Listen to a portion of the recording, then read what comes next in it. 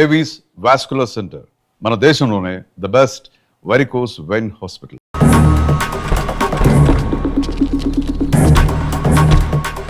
అభిని పిలవండి.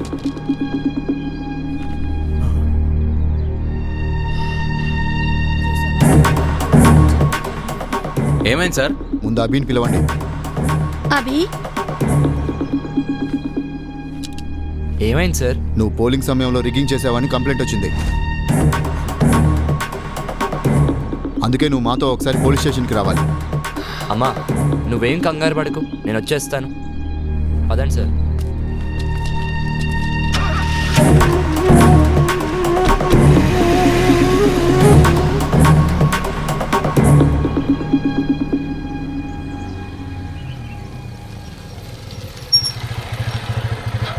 ఏమైంది? నాయకులతో పెట్టుకుంటే ఇలానే ఉంటుంది. అవసరం వాడికి ఇవన్నీ?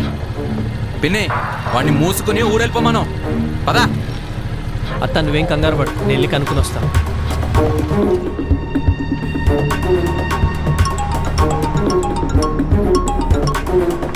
హలో.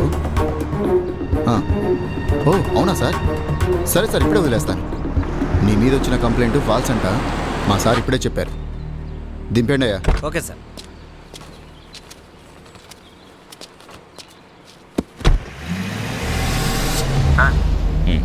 మీరు చెప్పినట్టుగానే చేశాను. సరే, ఇంకా జనాలే చూసుకుంటారులే. ఏమైందిరా? ఇదంతా లోకల్ పొలిటీషియన్స్ ఆడే గేమ్లే కానీ పద, నేను చెప్తా.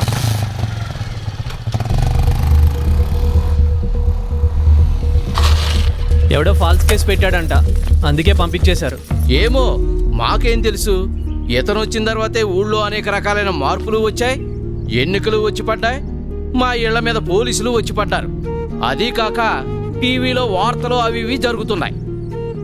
ఎప్పుడు గెలిచే పార్టీ ఓడిపోయింది, ఓడిపోయే పార్టీ గెలిచింది. ఇతన్ని పోలీసులు పట్టుకుపోయారు. ఇలాగే ఉంటే ఇంకా ఎన్ని మార్పులు వస్తాయో. అదేంటి అలా అంటారు? వాడు మీకోసమే కదా ఇదంతా చేసేది. వాడు జాబ్ కూడా వదులుకుని మీకోసం వస్తే మా కోసం ఎవరు ఏమీ చెయ్యొద్దయ్యా. అసలు చెప్పాలంటే ఇతను రాకముందే మా జీవితాలన్నీ ప్రశాంతంగా ఉండే. అవును, మమ్మల్ని వదిలేసాయ్యా. నీ బతుకు నువ్వు చూసుకో. అందరూ పదండి, మనం ఇక్కడే ఉంటే రేపు పోలీసులు మనల్ని కూడా పట్టుకెళ్తారు. పదండి పదండి పదండి పదండి.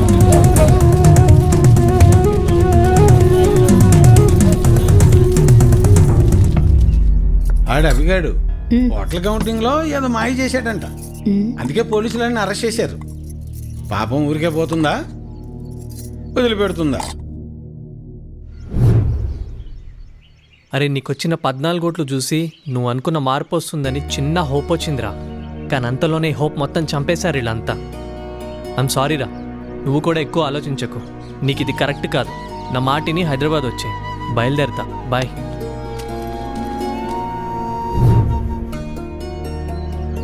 తప్పు చేసామేమో అనిపిస్తుంది. వాడికి సపోర్ట్ చేసి ఉండాల్సింది.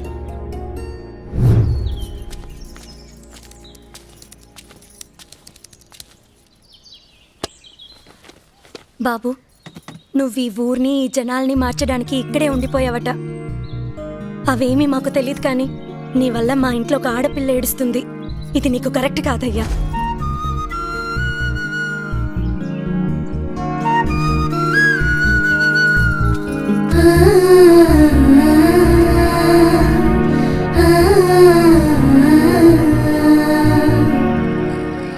నా ఆలోచన అంతా కృష్ణ గురించే. నా వల్లే తను సఫర్ అవుతుంది. రేయ్, మళ్ళీ కాల్ చేస్తారా? చెప్పమ్మా. నీకు చెప్పేంత దాన్ని కాదయ్యా, కానీ నీ వల్ల ఒక ఆడపిల్ల బాధపడుతోందంటేనే నేను తట్టుకోలేకపోతున్నాను. మంచో చెడో నాకు తెలీదు, కానీ నువ్వొచ్చాక ఊర్లో మార్పు వచ్చింది. కానీ ఇక్కడి మార్పు ఎవ్వరికీ అవసరం లేదు. మా బ్రతుకులేవో మమ్మల్ని ఇలా బ్రతకనివ్వు. దయచేసి ఈ ఊరి వదిలి వెళ్ళిపో. మా అరెరే మనసు ఏచిందా, మా పన్నదే పనికి రాదందా. అరెరే కలత నవ్విందా, న్యాయానికే గాయమైందా. ఒకరు చేరువైన క్షణము, ఒకరు దూరమైన క్షణము, మనసు భారమైన రణము, ఎవరిది పాపం? ఊరు మేలు కోరు త్యాగం, ఉసురు పోసుకున్న సంఘం, గెలుపు ఓటమైన సమరం, ఎవరిది శాపం? కాలమా నవ్వుల్లో కన్నీటి కల్లోలమే న్యాయమా? దైవమా నువ్వాడు చదరంగ గెలుపంత నీదే సుమా.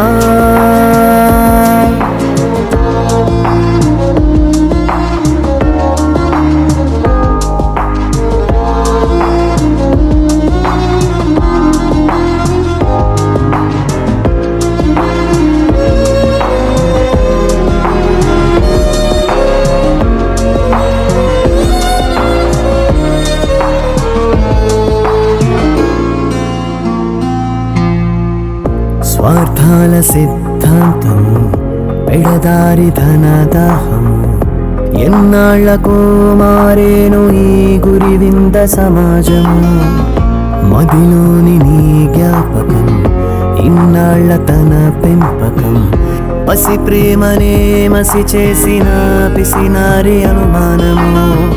కన్న తండ్రి ప్రేమ కూడా చిన్న మాట ఇవ్వలేని, మన్ను మిన్ను ఏకమైన మారనట్టి పద్ధతుల్ని, ఎండమావిలో జలధారకై ఎన్నాళ్ళి ఎదురీత ఎదకోతలు. బతుకు ఒంటరైన సమయం, భయము కుంచి ఉన్న సమయం, సొంత నీడ కూడా తిడుతూ నిందలేసిందా. కన్న పేరు కూడా అభయం, కుదరనన్న వేళ హృదయం ఎంత గొంతు చించుకుందో ఇప్పుడే తెలిసిందా. కాలమా నీ పద్మ వ్యూహాన అభిమన్య గెలుపేయలా. దైవమా ఎన్నాళ్ళు దయ్యాల వేదాలు వింటావిలా.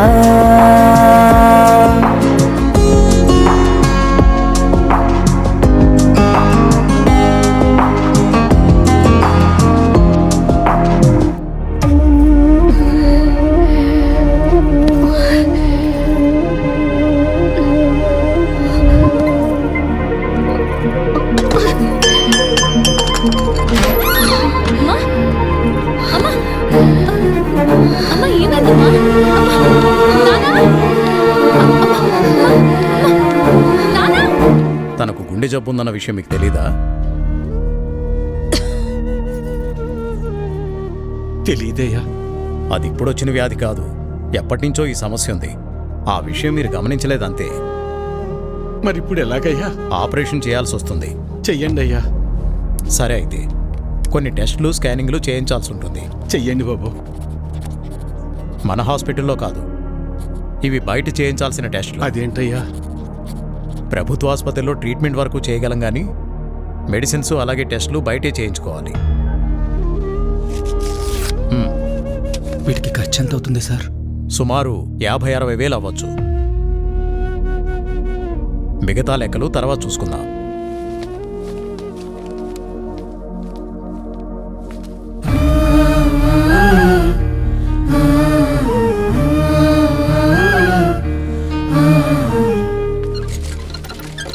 ఒరే పెద్దోడా, మేము ఎంత పని చేసిందిరా.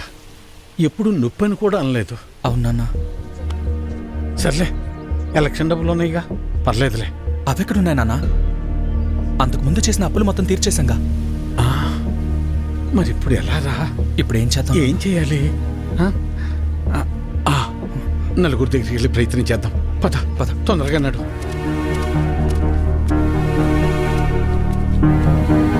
అయ్యా సుబ్బయ్య గారు, అయ్యా విషయం ఏందో చెప్పు. నా భార్యకి బాలేదు, కొంచెం డబ్బు సాయం చేయండి అయ్యా. ఎట్టా రామయ్య గారి ఇంటికి వెళ్దాం. అన్నా ఆగినన్నా, అమ్మకి ఆరోగ్యం బాగాలేదు, అర్జెంటుగా డబ్బు కావాలన్నా. అయ్యో, నిన్ననే పాప స్కూల్ ఫీజు కట్టాను రా. లేవు, ఉంటే ఇచ్చేవాడిని. అయ్యా, మా ఆవిడకి ఒంట్లో బాగాలేదు, ఆసుపత్రిలో చేర్చాం. కాస్త డబ్బులు సాయం చేయండి అయ్యా. లేడు, ఊరెళ్ళాడు. వెళ్ళాడా? రే రవి, అర్జెంటుగా డబ్బు కావాలరా. అమ్మకి బాలేదు, హాస్పిటల్లో ఉంది. డాక్టర్ గారు డబ్బులు తీసుకురమ్మన్నారు. ఏదో ఒకటి చేయరా. లేవన్నా. నువ్వే అలా అంటే ఎలారా? అర్థం చేసి లేవన్నా. బాబాయ్ బాబాయ్, అమ్మని హాస్పిటల్లో జాయిన్ చేశాం బాబాయ్. అర్జెంటుగా డబ్బు కావాలి, ఆపరేషన్ చేయాలంటున్నారు. డబ్బులు ఏమి లేవు, వెళ్ళిపో. అసలు ఏమి లేవు, దయచేసి వెళ్ళిపోవా. వెళ్ళు.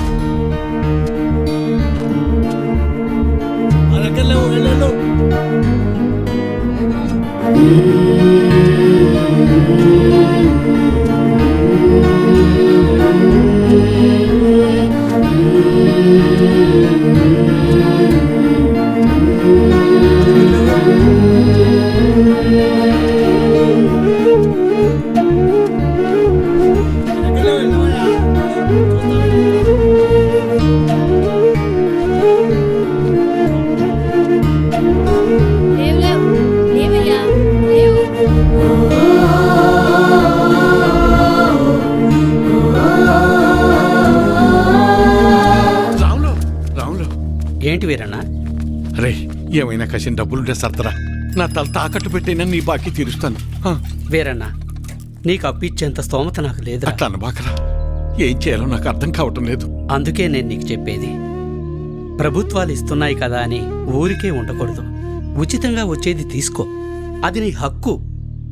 వద్దని నేను అనడం లేదు, కానీ దాని మీదే ఆధారపడకుండా పనిచేసి సంపాదించుకుంటే నీకు ఈరోజు ఈ దుస్థితి వచ్చేది కాదు కదా. మొన్ననే ఎన్నికలు జరిగాయి. మళ్ళీ ఎన్నికలు వచ్చేదాకా నీ చేతిలో 4 డబ్బులుండవు.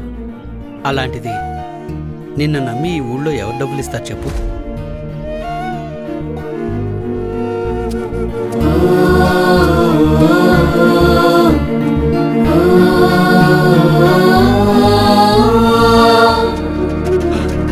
ఆపండి, ఆపండి, ఆపండి. నమస్కారం అయ్యా. నా భార్య హాస్పిటల్లో ఉంది, ఆరోగ్యం బాగాలేదు. కాసిన డబ్బులు సాయం చేయండి అయ్యా. రే, ఎలక్షన్లోనూ సాయం చేసి ఆరోగ్యం బాగోపోతే సాయం చేసి అదే పనిగా చేస్తారా? అంత మాట అనకండి అయ్యా. అన్నిటికీ నేనేమన్నా దేవుణ్ణేంట్రా? అయినా ఇలా పంచుకుంటూ పోతే ఎప్పుడురా, నేనెప్పుడురా బతికేది? అది సరేనయ్యా. ఇక్కడ ప్రభుత్వ ఆసుపత్రిలో ఉండాల్సిన సదుపాయాలు అసలు ఎందుకని లేవయ్యా? అబ్బో, నన్నే ప్రశ్నిస్తున్నావా? అయినా నేను గెలిచింది ఇప్పుడే కదా. నీకన్ని వివరాలు కావాలంటే వెళ్ళి నీ పాత నాయకున్నాడు, అన్ని వివరంగా చెప్తాడు. పదరా. అబ్బా, నా ముందు నుంచుని నన్నే ప్రశ్నిస్తున్నావా? లేదయ్యా. నీకు లెక్కలు చెప్పడానికి నేనిప్పుడు మీ లీడర్ని కాదు కదా. నన్ను కాదని వేరే వాడిని గెలిపించుకున్నారు. వెళ్ళి అని అడగండి. ఆయన్ని అడిగితే మిమ్మల్ని అడగమన్నారండి. అవునా? సరే కానీ మొన్న ఎలక్షన్స్కే డబ్బులెంత ఇచ్చానరా నీకు? ఓటుకి 2000 కాదు రోయ్, అందరికీ 2000 ఇస్తే మూసుకుని తీసుకోకుండా నువ్వు డిమాండ్ చేసి మరీ 3000 తీసుకున్నావు కదా. మరీ ఈసారి అయితే మీకు పండగే రోయ్. ఒకే ఎలక్షన్కి 2 సార్లు వచ్చారా డబ్బులు? జాక్పాట్ మీకు. ఆ డబ్బులన్నీ ఎక్కడి నుంచి వచ్చాయనుకున్నావురా? నా జేబులోంచి కానీ తీసిచ్చాననుకున్నావా? మీకు ప్రభుత్వం ద్వారా వచ్చిన సహకారాలన్నీ రూపాంతరం చెంది డబ్బుగా మీ చేతికి వచ్చాయి. దీన్ని బట్టి నీకేమర్థమైంది? అవ్వా కావాలి బొవ్వా కావాలంటే కుదరదు రోయ్. అయ్యా, నేను లెక్కలు అడగటానికి రాలేదయ్యా. నా భార్య సావు బతుకుల్లో ఉంది. కాస్త డబ్బు సాయం చేసి నా భార్యకు ప్రాణభిక్ష పెట్టండి అయ్యా. ఏరా, ఇందాక అడిగావు, ఇప్పుడు అడుక్కుంటున్నా. ఇదేరా మీ దగ్గర వచ్చిన చిక్కు. అయినా డబ్బులు తీసుకుని మరీ నన్ను ఓడించారు కదరా. అయ్యా, అనుభవించండి.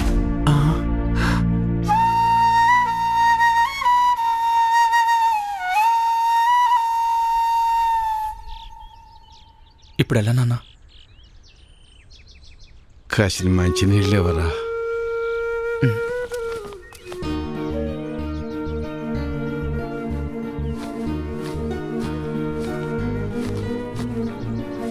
తీసుకున్నాను.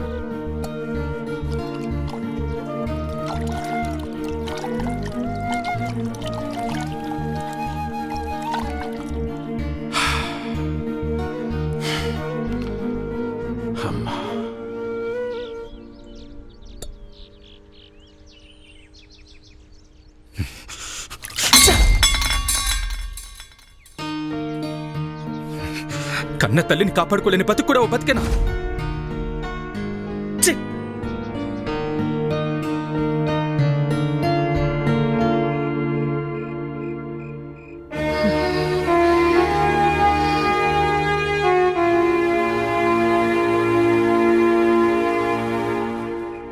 మొన్ననే ఎన్నికలు జరిగాయి. మళ్ళీ ఎన్నికలు వచ్చేదాకా నీ చేతిలో 4 డబ్బులు ఉండవు. అప్పు పుట్టాలి అంటే ఎలక్షన్స్ రావాలి అంటే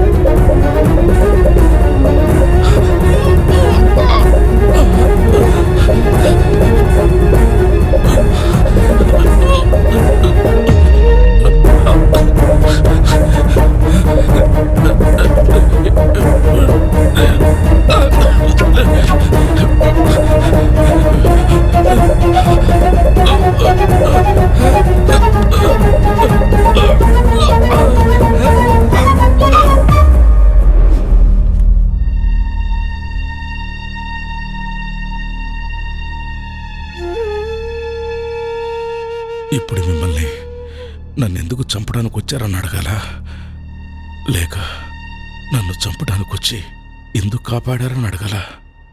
ఏమని అడగాలి? ఆవేశంలో మిమ్మల్ని చంపాలని వచ్చిన మాట నిజమేనయ్యా.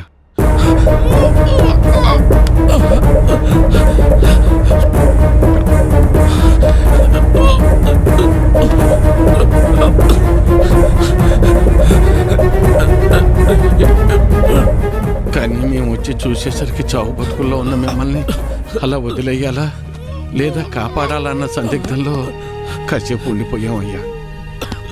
మేము మీలాగా ఆలోచించం కదయ్యా.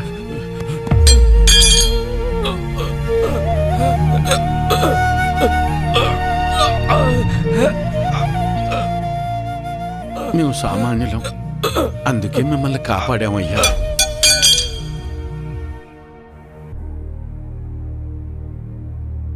అసలు నన్ను ఎందుకు చంపడానికి వచ్చారు? మీరు చచ్చిపోతే మళ్ళీ ఎలక్షన్లు వస్తాయి కదయ్యా. ఎలక్షన్లు వస్తే మళ్ళీ డబ్బులు పంచుతారు కదా, ఆ డబ్బులతో నా భార్యను కాపాడుకోవచ్చని.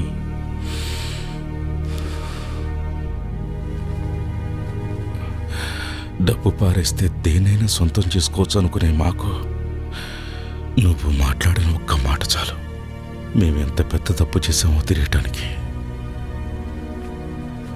నన్ను క్షమించు వీరన్నా. అయ్యో, నీ భార్యను కాపాడే బాధ్యత నాది. ఎంత ఖర్చైనా పర్వాలేదు, నేను చూసుకుంటాను. అయ్యో,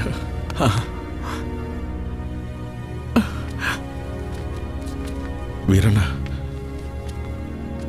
అయ్యా, నీ కూతురు ఏ తప్పు చేయలేదు. ఆ లెటర్ మేమే రాయించాం.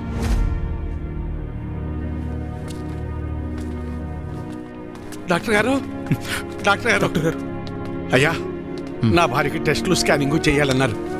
ఇదిగోనయ్యా, డబ్బులు తెచ్చానయ్యా. దయచేసి నా భార్యను కాపాడండి అయ్యా.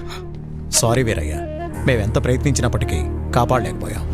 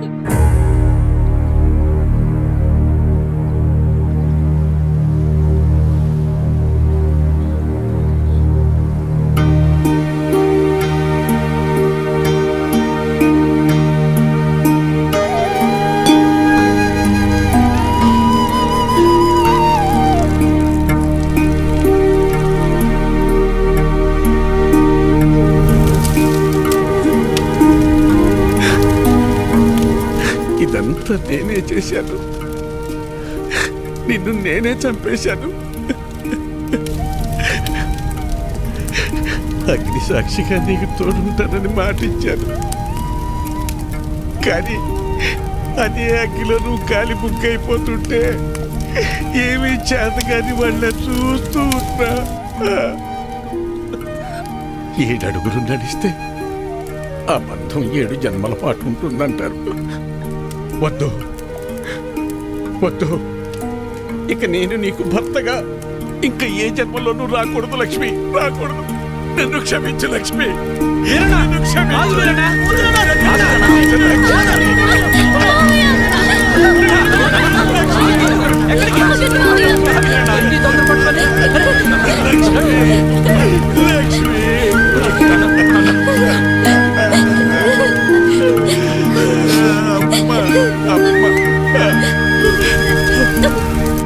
ఏంటి వీరన్న ఇది? నీకేమైనా పిచ్చి పట్టిందా? ఒక భర్తగా, ఒక తండ్రిగా, కనీసం ఒక మనిషిగా కూడా ఏనాడు నేను నా బాధ్యతల్ని నెరవేర్చలేదు. ఎవరి మీద ఆధారపడకుండా నా వృత్తిని నేను చేసుకుని ఉండుంటే ఈ రోజు నీకు ఈ దుస్థితి వచ్చేది కాదు లక్ష్మి, వచ్చేది కాదు.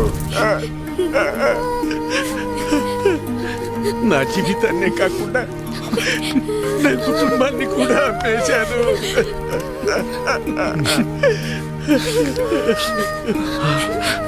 ఎవరు వేసే పిచ్చ మీద ఆధారపడి బతికేలా చేశారు. చివరకు నా భార్య ప్రాణం కోసం కూడా చేతులు చాచి అడుక్కునేంతగా దిగజారిపోయాను.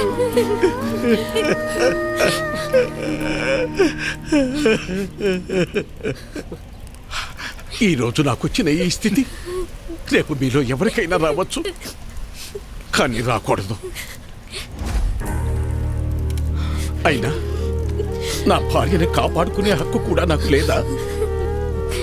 ఆ హక్కును పొందే అర్హత నాకు లేదా? ఆరోగ్యం, విద్య ఈ దేశ పౌరులుగా మన ప్రధాన హక్కులు అంటారే, మరి మరి వాటిని పొందే అర్హత నిజంగా నాకు లేదా? నాకు అర్హత లేదు, నాకు అర్హత లేదు. నాకే కాదు, మనలో ఎవ్వరికీ అర్హత లేదు. మనల్ని మనం అమ్ముకున్న రోజే ఆ అర్హతను మనం కోల్పోయాం, ప్రశ్నించే హక్కును కూడా కోల్పోయాం. చివరికి ఎవరితోనూ నా కూతురుకు సంబంధం అంటగడితే కూడా ఇది నిజమా కాదా అని కనీసం నా కూతుర్ని కూడా నేను అడగలేకపోయాను. ఇంతకాలం అందరినీ మారమని చెప్పాను, కానీ అసలు మార్పు నాలో రావాలని ఆలస్యంగా తెలుసుకున్నాను. నాలో మార్పు రావాలి, రావాలి. నాలా ఆలోచించే ప్రతి ఒక్కరిలో మార్పు రావాలి. మనం బానిసలమనే భావన తొలగాలి. అందుకు మన ఆలోచన మారాలి. ఆ మార్పు దిశగా మనల్ని ముందుకు నడిపే అభినవ్ లాంటి నాయకుడు మనకు కావాలి. అయినా ఆ కుర్రాడు చాలాసార్లు చెప్పాడు నన్ను మారమని. నాలాంటి వాళ్ళలో మార్పు కోసం అతడు చాలా తపన పడ్డాడు. మనందరం అతనికి ఏమిచ్చాం? అతన్ని ఊరి నుంచి తరివేద్దాం అనుకున్నాం. మనం ఇకనైనా మేల్కొందాం.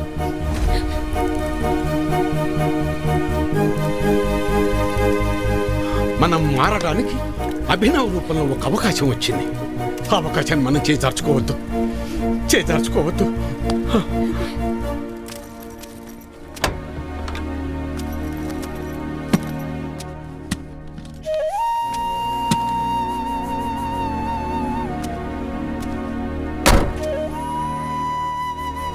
వెళ్ళొస్తానమ్మా. అభినవ్, నా భార్యను కోల్పోతే కానీ నేను చేసిన తప్పేంటో నాకు తెలియలేదు. నువ్వు అడిగినట్టే నేను మారాను. నేనే కాదు, మేమందరం ఆ మార్పు వైపు నడవాలని కోరుకుంటున్నాం.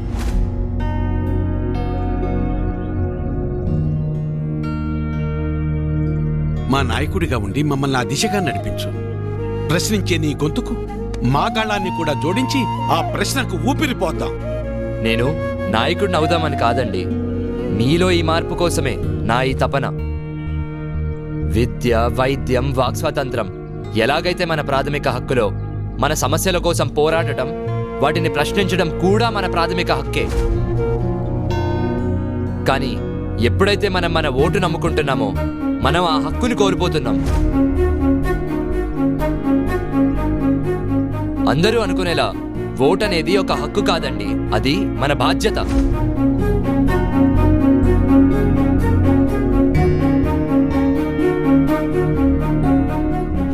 ఒక్కసారి డబ్బు తీసుకోకుండా ఓటు వేసి చూడండి. అప్పుడు మీకే తెలుస్తుంది రాజెవరో సేవకుడెవరో.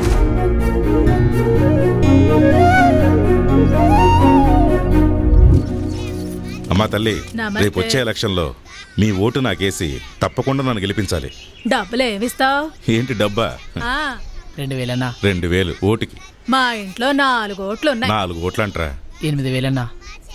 ఇచ్చేరా. ఆగు, సంవత్సరానికి ఏమిస్తావు? 96,000 అన్నా. సరిగ్గా చూసావా? చూశానన్నా. ఇచ్చేరా 96,000. ఆగు, 5 సంవత్సరాలకి ఏమిస్తావు? 4,80,000 అన్నా. తల్లి నీకు నమస్కారం. నీ ఓటు వద్దు, మాకేం వద్దు. నమస్కారం తల్లి, నమస్కారం. వెళ్ళు, నా ఓటే కొంటావా? వెళ్ళండి. And for more videos, please subscribe to iDream. Please subscribe to iDream. Please subscribe iDream. And please subscribe to iDream. For more videos, subscribe to iDream. please like, share and subscribe to the channel. Congratulations, iDream. Subscribe to iDream. Subscribe to iDream. So subscribe to iDream Media. iDream కి iDream team అందరికి huge congratulations. Please subscribe iDream Media. Please subscribe to iDream. Subscribe iDream. Please subscribe to iDream. iDream అంటే నా కళల channel subscribe చేసుకున్న నోరు తిరుగుతలేదు. మీరైతే గంట గుర్తు కొట్టండి. For more such videos, please subscribe to iDream. Subscribe to iDream. Please subscribe to iDream. Please subscribe iDream Media. Please do subscribe to iDream. Please subscribe to iDream Media. For best entertainment and information, please subscribe iDream. And don't forget to subscribe to iDream.